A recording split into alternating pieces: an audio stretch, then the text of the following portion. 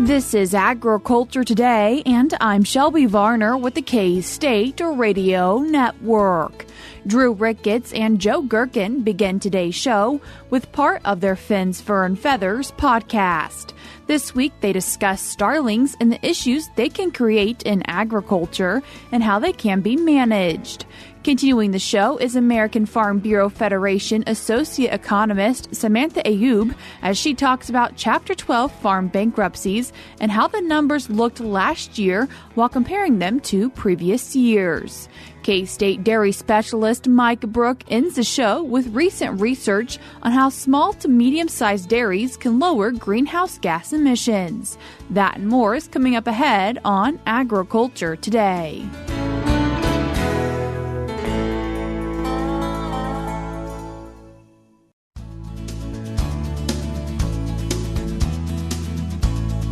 You're tuned in to Agriculture Today, and we start our Tuesday show with part of a Fins, Fur, and Feathers podcast episode from K-State's Drew Ricketts and Joe Gerken. Well, welcome back to another episode of Fins, Fur, and Feathers.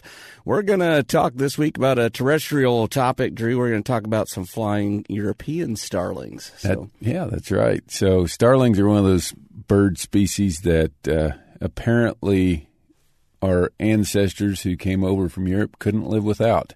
It reminded them of home. They had this beautiful bird that was included in some of Shakespeare's work and all that kind of stuff, and they had to bring them here. Yeah, I've seen a lot of starlings, and beautiful bird isn't what comes to mind right off the bat, but perspective is key. Maybe it's just bringing you back home to that hometown European feeling. So miss something from home, the calls maybe have something to do with it. But you said they were brought over, so they're not native to North America. How'd they get here? Well, around 1890, they were introduced to Central Park. And I've read somewhere, I think it was actually in the book that I used for human-wildlife conflicts, but I remember them talking about the fact that it took 100 different introduction attempts to get starlings to take. Wow.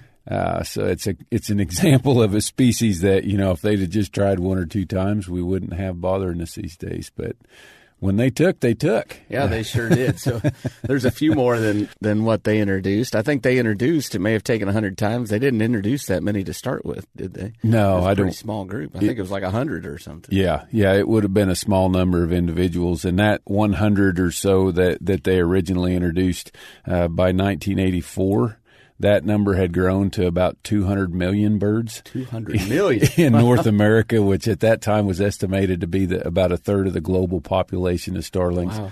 And just like a lot of passerine birds, or what we would call songbirds, they've declined from that. And currently it's estimated that we've got about 100 million starlings in the United States, or North America, so Canada, U.S., and Mexico. Why do we care about European starlings other than there's a bunch of them? Sure. Well, during the wintertime especially, they get in these really, really big flocks. The rest of the year, they're sort of scattered about. They're nesting, doing their reproduction stuff after the chicks hatch and they're able to fly.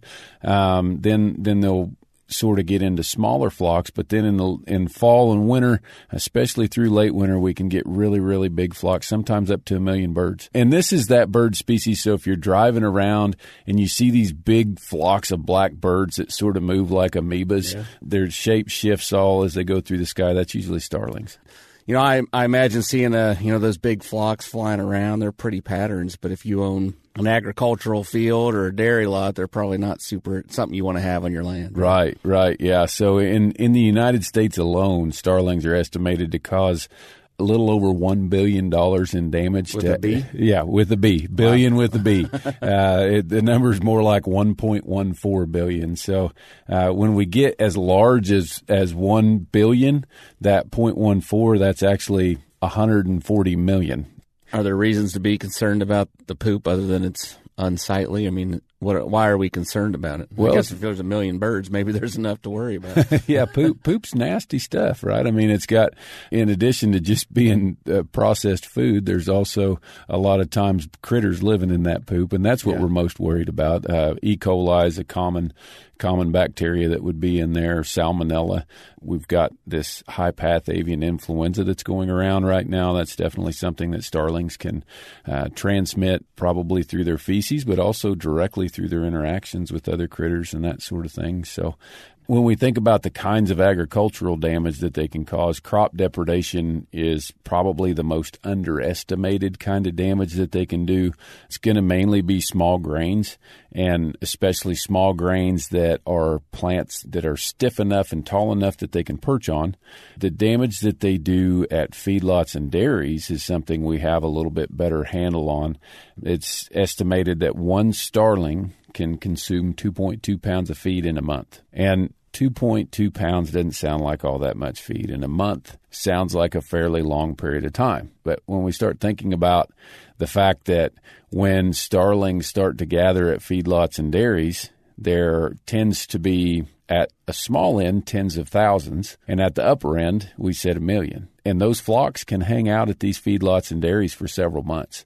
This is the time of the year when that's worst, January, February through early March when it's bad winter time. They're looking for those really high calorie and high fat rations that we feed at feedlots and dairies because they need all of that energy to stay warm and keep from losing a lot of weight. So just the feed consumption itself can be really expensive. There was a 2011 study that found, and this was done here at K-State in Kansas, that found that the cost of production for having starlings at a feedlot was $1 per stalker per day.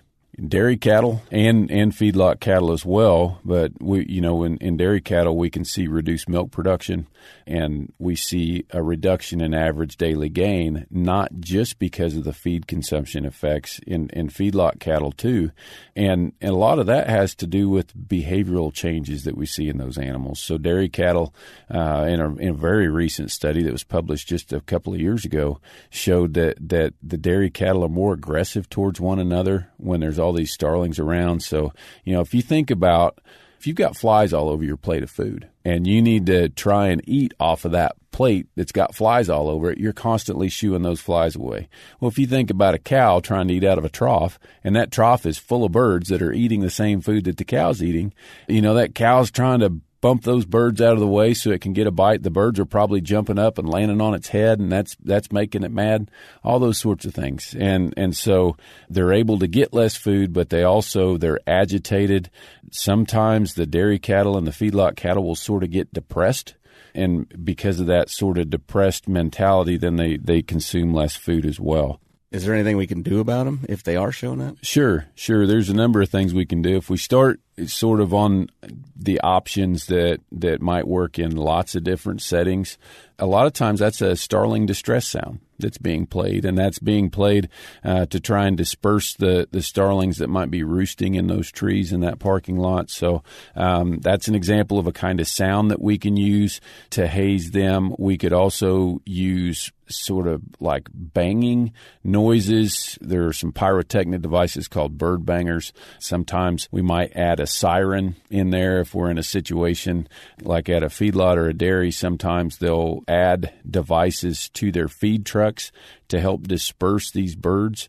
Those sounds, when we're just using sound by themselves, a lot of times the birds will habituate to them. We can also use lasers, and when we're talking about lasers, not the kind that can cut things, right? But also much more intense, bright, bigger spots than the laser that your cat might play with in your house. So it might look like a big flashlight that has a really intense light beam. And if you shine that directly on roosted birds, it can make them fly away sometimes. Are there lethal methods of control? Sure, and shooting is one that's used sometimes, but the reality is a drop in the bucket. The main form of lethal control that's used on these starlings, and there's no protections for them. They're considered a nuisance bird by the federal government, and in our state of Kansas, they're a nuisance bird, so there's no protections. There are a couple of toxicants that can be used on them. The one that is a restricted use toxicant that is available to pesticide applicators would be Avitrol. And Avitrol is kind of a weird toxicant. You can't apply it in high enough concentrations that they all get it. but the ones that consume it end up just sort of acting crazy. They squawk, make the distress sounds, they fly weird, they flop around, and it can spook some of the other birds away. If you have 50,000 starlings or 100,000 starlings or 150,000 starlings that settle in on a feedlot or a dairy for a month and it's cold and you need to get rid of them, then you can work with the USDA. They've got a cost share program, and they've got a toxicant that they call DRC 1339. Basically, you establish a bait station that's out away from where you're feeding the cattle, and you end up mixing it with the fats that they mix with the cattle feed. And once you've got starlings coming to that feed, then USDA will come in, apply the toxicant to the feed, and kill a bunch of starlings. The challenge with that is where do they go? Because we've now basically got a bunch of toxic waste that we got to clean up. They don't die right where they consume the feed. They die when they go back to roost. And if they're roosting in town, then it was raining dead birds in town, and that's not a good thing. So this is a pretty technical process where you have to figure out where the birds are roosting, figure out what they're feeding on, what part of a ration. Sometimes it's a very specific part of the ration. Then you apply the toxicant, and then usually a wheel loader is involved in cleaning up the dead birds. Once again, that was K-State's Drew Ricketts and Joe Gerken as they talked about starlings on their recent Fins, Fur, and Feathers podcast episode. If you'd like to listen to the full episode, you can do so by following the link in today's show notes on agtoday.net or by going to your favorite podcast streaming platform. We're cutting to a short break now on Agriculture Today, but stick around because we have more for you up ahead.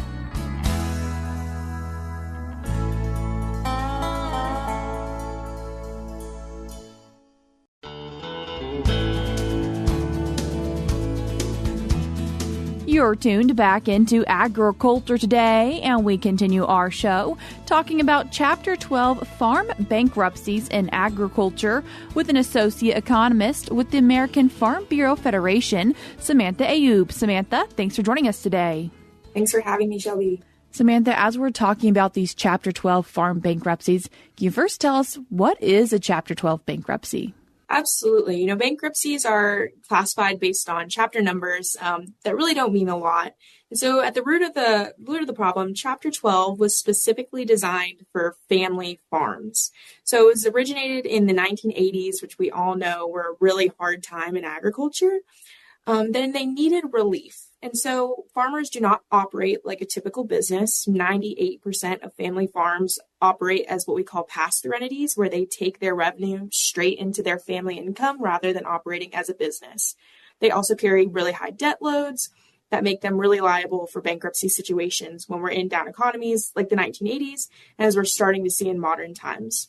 So the U.S. courts decided to make Chapter 12 bankruptcies that have a lot more flexibility in the rate of pay and how long family farms have to pay off, and different specifications. The main qualifiers is that a family farm has to make the majority of their income from farming activities. And that's actually pretty rare in agriculture. About 85% of farms are pretty reliant on off-farm income as their majority income.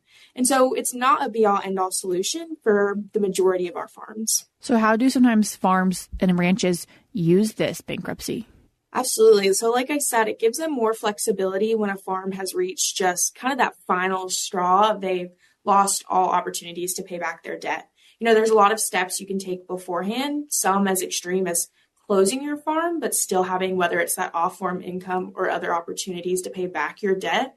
But when debt load gets so high that the options are just really bleak on how you pay it back, it gives you the opportunity to continue to operate and have more flexibility in paying back your lenders. How have 2024 farm bankruptcies looked in comparison to past years? 2024 was not a great year for farms in general, and that reflected in our bankruptcy numbers. So 2024 marked the end of a 4-year decline in farm bankruptcy filings. Farm bankruptcies peaked in 2019 at 599 filings. They hit that 4-year low in 2023 at 139. But like I said, we started to rebound this year with 216 farm bankruptcies all around the country. That might not sound like a lot, especially when some of the other chapters in bankruptcy filings have thousands. But like I said, a lot of farms don't really qualify for the classifications that make them eligible for Chapter 12. And it doesn't reflect farm closures, farm consolidation, and all of the other factors that go into having a really hard farm economy to operate in right now. And as we're talking about this, not just talking about Kansas, but talking about the whole nation. And as we do that, how do different regions look? Yeah, there's a lot of variability in the regions across the U.S. just because agriculture is really diverse as we look across the United States. Kansas is in the Midwest region for our U.S. courts, and that is where we saw the most farm bankruptcies filed in 2024, with 71 across the Midwest. That's closely followed up by the Southeast with 62. And what do those two regions really have in common? There are really strong row crop regions. Our row crop farmers are really struggling right now. We're in, the third year of declining farm revenues, and farm bankruptcies are kind of a lagging effect. When you keep continuing to have losses year over year, it gets really hard to pay back your debts when you have negative profits. And so our farm row croppers are having a really hard time.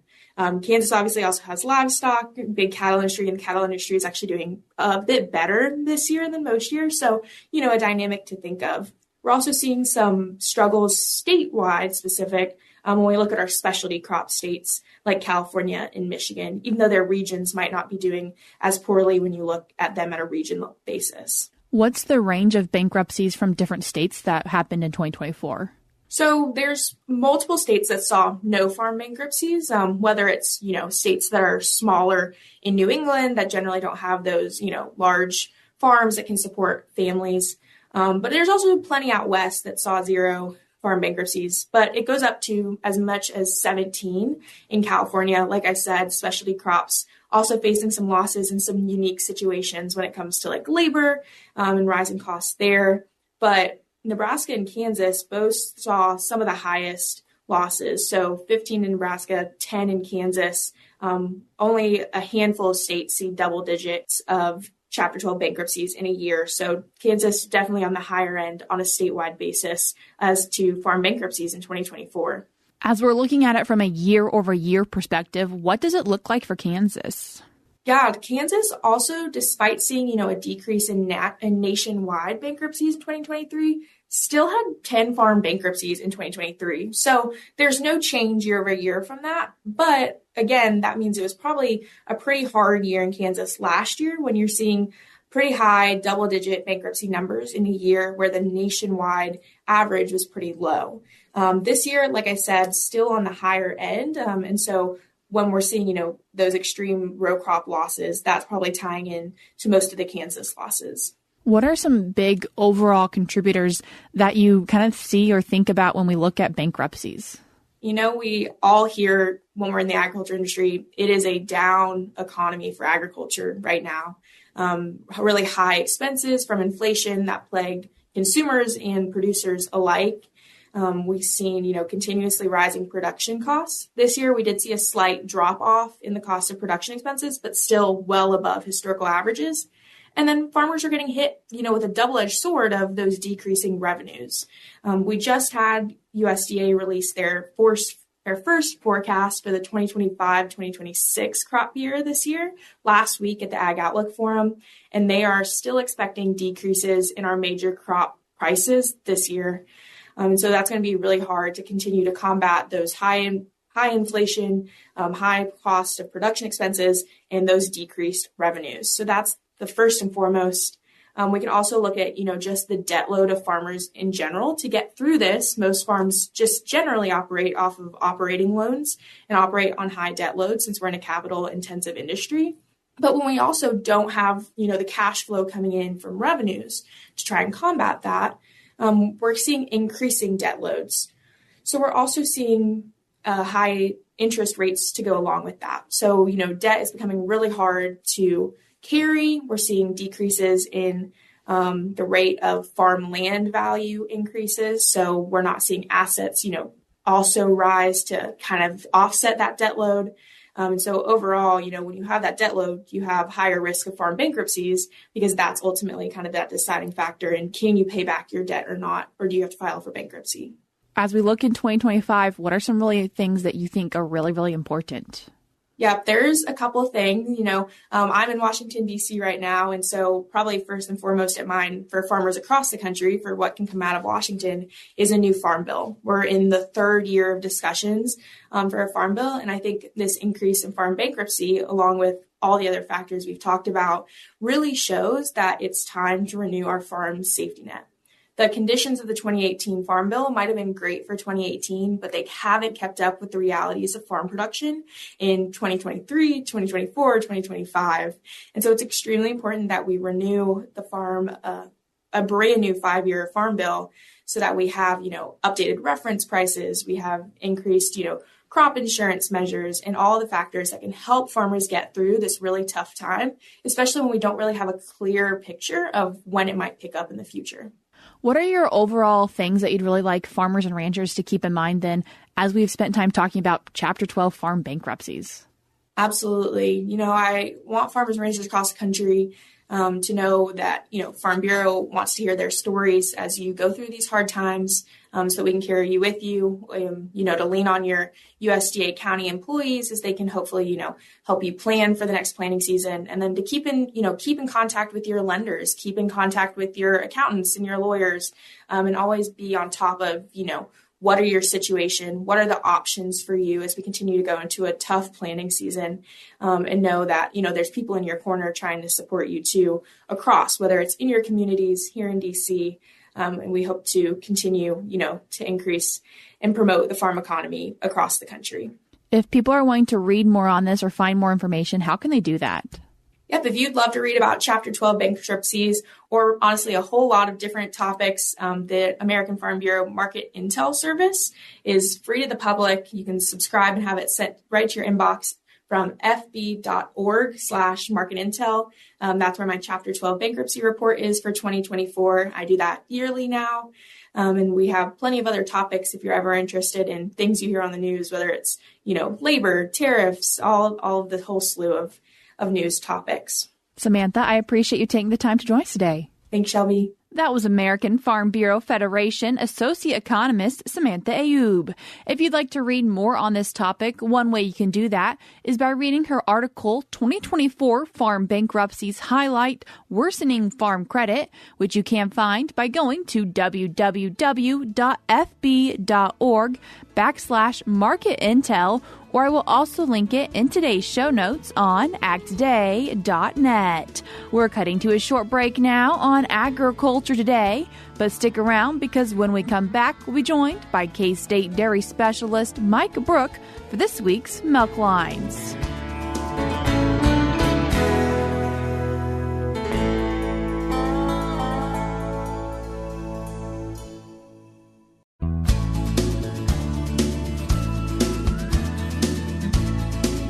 Welcome back, and thanks for joining us on Agriculture Today over the K-State Radio Network. Along with Shelby Varner, I'm Jeff Wickman.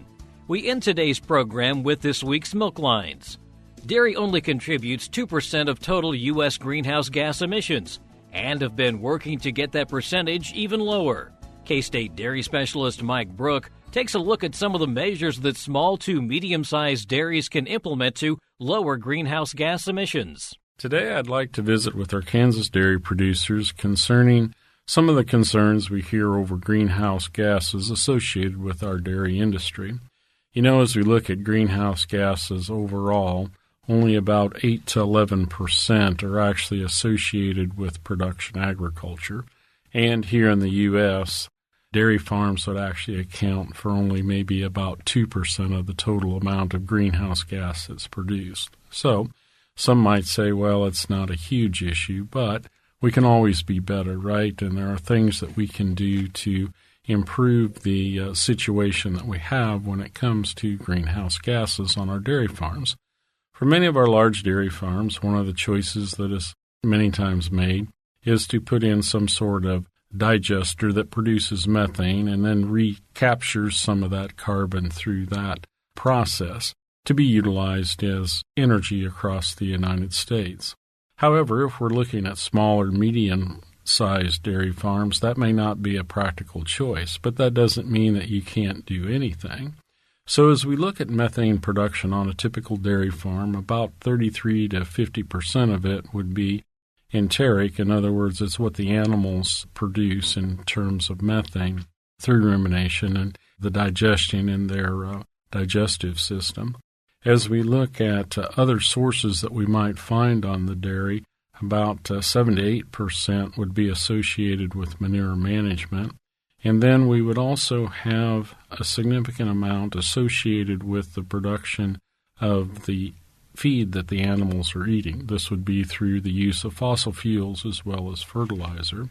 So recently there's been a study published that has actually taken a look at smaller and medium-sized dairy farms across the United States and what their greenhouse gas footprint actually looks like. And it's really not too different than what you might expect. A fairly large percentage is associated with enteric production from the animals, so anywhere from about 36 up to 40% of the total greenhouse gases based on this survey. The feed footprint for the production of feed is anywhere from about 18 to 26%, and the manure footprint varied quite a bit, anywhere from a low of about 15% of the total to about a high of 36%. So we do see some variation in where these farms are producing greenhouse gases. So what are some things that a smaller dairy farm might be able to do to reduce their greenhouse gas emissions?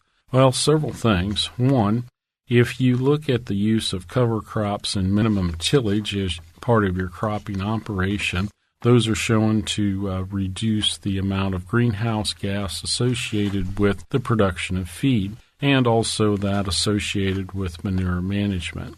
So these are things that we can utilize and would improve our productivity on our farms as well, particularly if you think of things like cover crops and returning organic matter to the soil to enhance crop production. So there are practices out there that you can incorporate that will reduce your greenhouse gas emissions. Another thing that is often forgotten in this discussion is the fact that as we increase the yield of milk on our dairy farms, we also reduce the amount of greenhouse gas produced per unit of milk. So increasing that milk production on your dairy to a maximum level is another way that we can reduce the effect that we have in terms of greenhouse gases. This is Mike Brouk with K-State Research and Extension, encouraging our dairy farmers to do what they can to reduce greenhouse gases on their farms. Thanks, Mike. And that'll do it for this edition of Agriculture Today. For Shelby Varner, I'm Jeff Wickman. This is the K-State Radio Network.